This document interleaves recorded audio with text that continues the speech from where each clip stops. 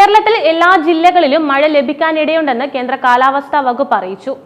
May 4 വരെ കേരളത്തിൽ ഒറ്റപ്പെട്ട ഇടങ്ങളിൽ ഇടിമിന്നലോട് കൂടിയ മഴയ്ക്കും മണിക്കൂറിൽ 40 മുതൽ 50 കിലോമീറ്റർ വരെ വേഗതയിൽ ശക്തമായ കാറ്റിനും സാധ്യതയുള്ളതായാണ് അറിയിച്ചത്. ശക്തമായ മഴ സാധ്യത കണക്കിലെടുത്ത് 3 ജില്ലകളിൽ യെല്ലോ അലർട്ട് നൽകിയിട്ടുണ്ട്. ഒറ്റപ്പെട്ട ശക്തമായ മഴയ്ക്കുള്ള സാധ്യതയാണ് പ്രവചിക്കപ്പെട്ടിരിക്കുന്നത്. 24 മണിക്കൂറിൽ 64.5 മില്ലിമീറ്റർ മുതൽ 115.5 മില്ലിമീറ്റർ വരെ മഴ ലഭിക്കുന്ന സാഹചര്യത്തെയാണ് ശക്തമായ മഴ എന്നതുകൊണ്ട് അർത്ഥമാക്കുന്നത്. എന്നാൽ കേരള, കർണാടക, ലക്ഷദ്വീപ് തീരങ്ങളിൽ മത്സ്യബന്ധനത്തിന് തടസ്സമില്ലെന്ന് കേന്ദ്ര കാലാവസ്ഥാ വകുപ്പ് അറിയിച്ചിട്ടുണ്ട്. ജാഗ്രതാ നിർദ്ദേശങ്ങൾ ഇവയൊക്കെയാണ്.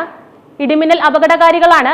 അവ മനുഷ്യന്റെയും മൃഗങ്ങളുടെയും ജീവനും വൈദ്യുത ആശയവിനിമയ ശൃംഖലയ്ക്കും വൈദ്യുത ചാലകവുമായി ബന്ധിപ്പിച്ചിട്ടുള്ള വീട്ടുപകരണങ്ങൾക്കും വലിയ നാശനഷ്ടം സൃഷ്ടിക്കുന്നുണ്ട്. ആയതിനാൽ പൊതുജനങ്ങൾ താഴെ പറയുന്ന മുൻകരുതൽ കാർമേഘം കണ്ടു തുടങ്ങുന്ന സമയം മുതൽ തന്നെ സ്വീകരിക്കേണ്ടതാണ്. ഇടിമിന്നൽ എപ്പോഴും ദൃശ്യമാകണമെന്നില്ലാത്തതിനാൽ ഇത്തരം മുൻകരുതൽ സ്വീകരിക്കുന്നതിൽ നിന്നും വിട്ടുനിൽക്കരുത്.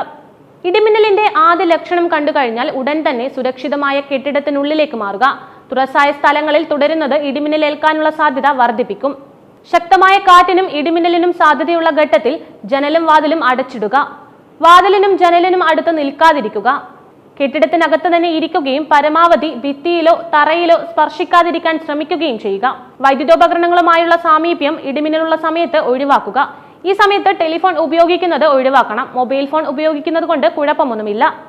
അന്തരീക്ഷം മേഘാവൃതമാണെങ്കിൽ തുറസായ സ്ഥലത്തും ടെറസിലും കുട്ടികൾ ഉൾപ്പെടെ കളിക്കുന്നത് ഒഴിവാക്കണം. ഇടിമിന്നലുള്ള സമയത്ത് വൃക്ഷങ്ങളുടെ ചുവട്ടിൽ നിൽക്കരുത്.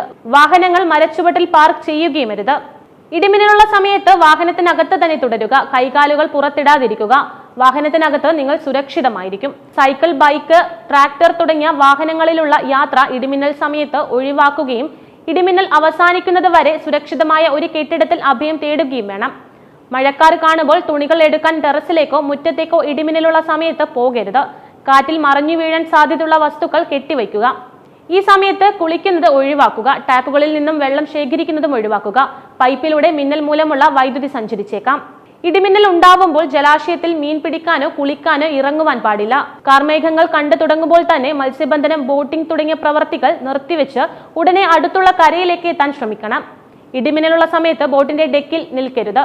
ചൂണ്ടയിടുന്നതും വലയെറിയുന്നതുമായ എല്ലാ കാര്യങ്ങളും ഈ സമയത്ത് നിർത്തിവെക്കണം.